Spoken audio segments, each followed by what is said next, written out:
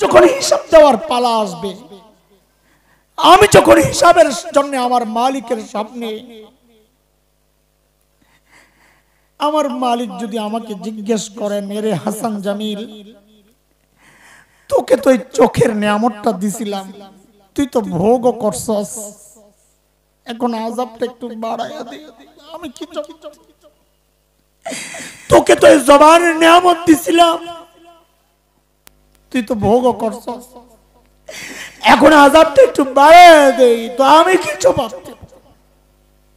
আরে বাবা, আপনি কি জবাব দিবেন? আরে বাবা, এরে মা, এরে আমার কলিজার টুকরা সন্তানেরা, একটু বাইরে যাওয়া লাগে আমার একটা কথা বোঝানোর জন্য। পুঁজি পুঁজি পুঁজি কিন্তু লাগবে। কার কি পুঁজি আছে জানি না, আমার তো নাই, সেই জন্য এইভাবে বলি, পুঁজি কিন্তু লাগবে।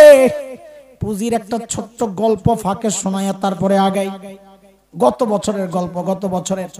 যুবকরা একটু মনোযোগ দিয়ে শুনবে বাপ।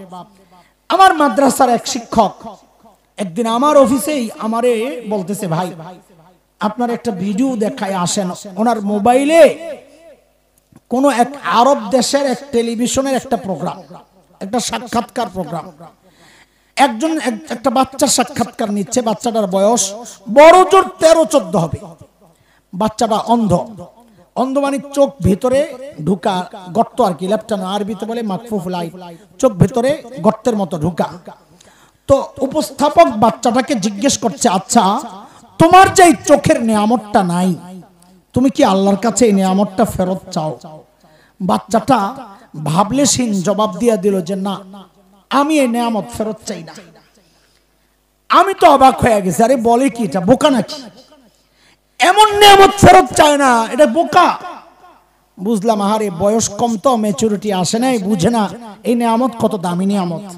তা আমি তো ভিডিও দেখে অবাক হয়েছি, কিন্তু যিনি উপস্থাপক তিনি তো সামনাসামনি বসা, তিনি তো আরো অনেক বেশি অবাক হওয়ার কথা। তো তিনি অনেক বেশি অবাক হয়ে বাচ্চাটাকে জিজ্ঞেস করলেন, লিমাজা, আরে কেন তুমি এই নিয়ামত ফেরত চাও না, এটা কেমন কথা? বাচ্চাটার জবাবটা শুই না বুঝছি, বোকা তো ও না, বোকা তো আমি। আল্লাহকে সাক্ষী রেখে বলছি আপনাদেরকে, আল্লাহকে হাজির নাজির রেখে বলছি, ওর জবাবটা শুই না আমি সাথে সাথে কান্না করে দিচ্ছি, সাথে সাথে। ও বলে কি জানেন, দেখেন কি পুঁজি বানাইছে, ছোট্ট মানুষ কি পুঁজি বানাইছে দেখেন। ওকে যখন জিজ্ঞেস করা হলো, এই তুমি তোমার এই নিয়ামত ফেরত চাও? আমি কাঁদতেছিলাম ঠিক উল্টা চিন্তা করে, যাহারে আমার মালিক যদি ঠিক উল্টা প্রশ্নটা আমাকে করেন তো আমি কি জবাব দিব আল্লাহ জানে। উল্টা প্রশ্ন মানে, আমার যখন হিসাব দেওয়ার পালা আসবে, আমি যখন হিসাবের জন্য আমার মালিকের সামনে, আমার মালিক যদি আমাকে জিজ্ঞেস করেন, এরে হাসান জামিল, তোকে তো এই চোখের নিয়ামতটা দিছিলাম, তুই তো ভোগও করছস, এখন আযাবটা একটু বাড়ায়া দে, আমি কি তোকে তো এই জবানের নিয়ামত দিছিলাম, তুই তো ভোগও করছস, এখন আযাবটা একটু বাড়ায়া দে, তো আমি কি জবাব দেব? আরে বাবা, আপনি কি জবাব দিবেন? ও ভাই, তুমি কি জবাব দিবা? মা কি জবাব দিবেন? কি পুঁজি লয়া এমন নিশ্চিন্ত জীবন যাপন করছি আমরা, বলেন কোন পুঁজির ভরসায়? কার কি পুঁজি আছে বলেন? আমার তো নাই, সেজন্য বলতেছি। পুঁজি আমাদের নাই তো তা না, পুঁজি তো আছে, আছে গুনার গুনাহ, গুনার গুনাহ, গুনার গুনাহ। চুল পাইকা সাদা হয়ে গেছে, গুনাহ ছাড়তে পারি না। দাড়ি পাইকা সাদা, গুনাহ ছাড়তে পারি না। ছাড়বেন কবে বাবা? ভাই আর কত বলেন না। আরে সূরা হাদীদের মধ্যে মালিক যেন আমাকে আপনাকে ডেকে ডেকে জিজ্ঞেস করতেছেন, আলাম ইয়ানিল্লাযীনা আমানু আন তাখশা কুলুবুহুম লিযিকরিল্লাহ। ওরে ইমানদার, আল্লাহর ভয়ে তোর কলিজাটা কাইপা ওঠার সময় কি হয় নাই? এর যুবক, তুই ভাবিস না আল্লাহ তোকে দাড়ি পাকা পর্যন্ত সময় দিবেন, চুল পাকা পর্যন্ত সময় দিবেন না রে বাপ, না। কত বাবাকে দেখলাম সন্তানের লাশ কাঁধে নিয়ে যাইতেছে। আরে কে জানে কার কখন ডাক চলে আসে, কে জানে এই মজলিসে এমন কেউ থাকতে পারে যার খবর নাই। ও বসে আছে এখানে কিন্তু ওর কাফনের কাপড়টা চলে আসছে দোকানে। কে জানে কালকে খবর পাইতে পারেন বয়ান করে গেল হাসান জামিল তো দুনিয়ায় নাই, চলে গেছে। কোন ভরসা এইভাবে গুনাহ করতেছি বলেন? তাও কার নাফরমানি করতেছি যে মালিক আমাকে আপনাকে এত ভালোবাসেন? ভালোবাসারও তো একটা দাবি আছে না? কত ভালোবাসেন কোনদিন চিন্তা করেছেন? চারপাশে দেখেন না, শুধু মালিকের ভালোবাসা, মালিকের ভালোবাসা। আরে আমি আপনি যখন গুনাহ করি দরজা জানালা আটকায়া ভিতরে গুনাহ চলছে, আমার মালিক আমারে কত ভালোবাসেন। ওই গুনাহ অবস্থায় আমার মালিক দরজার নিচে দিয়া বাতাস আর অক্সিজেন পাঠায়া দেন যেন আমি মইরা না যাই। আল্লাহ বাদে রসুল বাদে একটু বলেন তো আমাকে, আল্লাহ আল্লাহ রসুল ছাড়া দুনিয়ায় আমাদেরকে সবচেয়ে বেশি ভালোবাসেন কে? আল্লাহ বাদে রসুল বাদে সবচেয়ে বেশি ভালোবাসেন কে? মা। মা মা মার কলিজায় কত দরদ আর মায়া, এটা মা ছাড়া কে জানবে? মাকে যে আল্লাহ বানাইছেন ওই আল্লাহ জানেন, আমরা তো জানি না।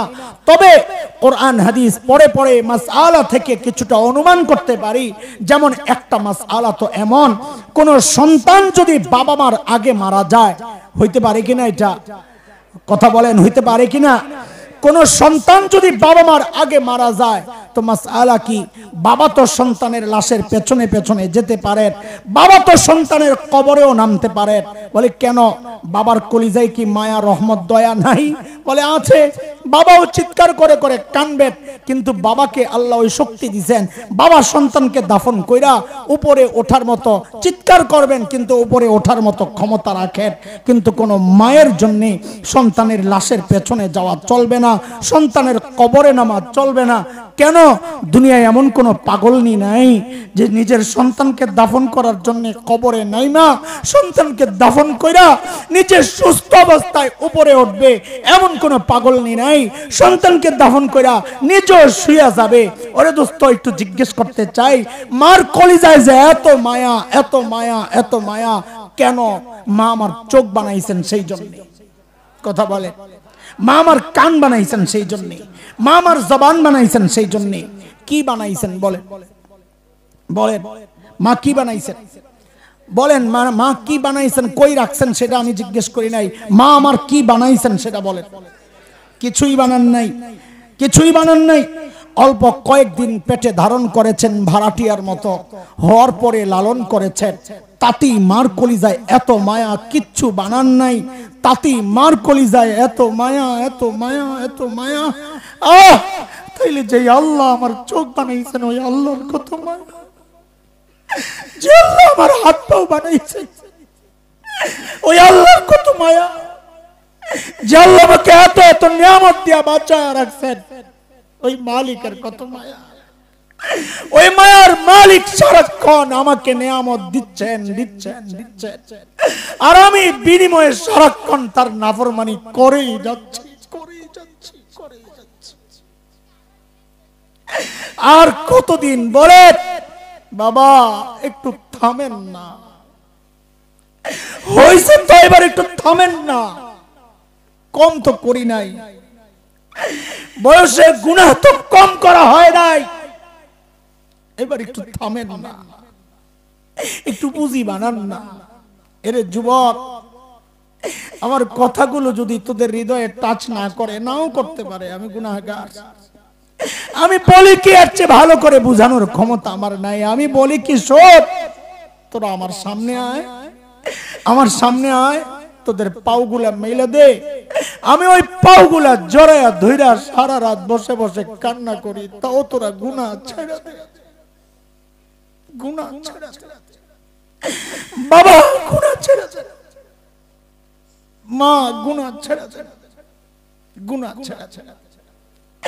মালিককে একটু সময় দেন, একটু পুঁজি বানান। যা করছেন করছেন, চলে গেছে, ওটা চিন্তা করে লাভ নাই।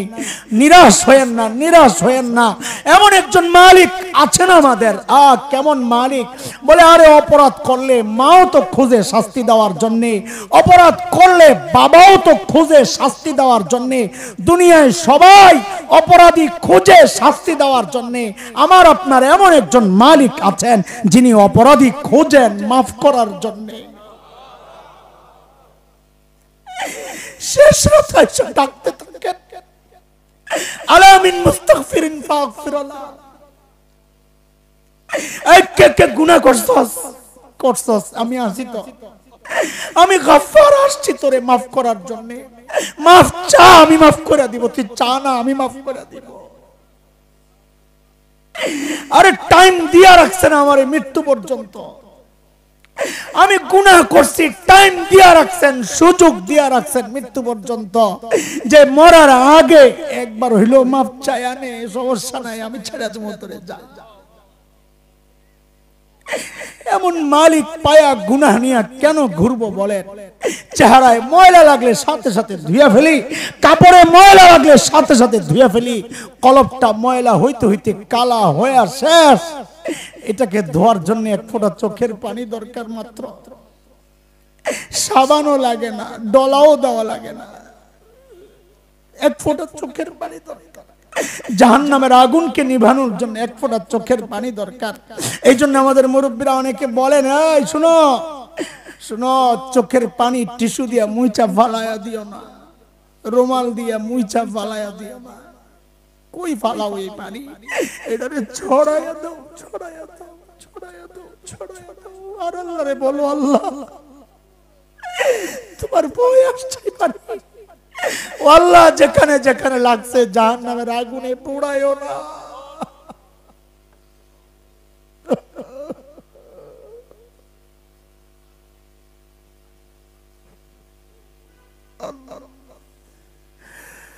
আল্লাহ আল্লাহ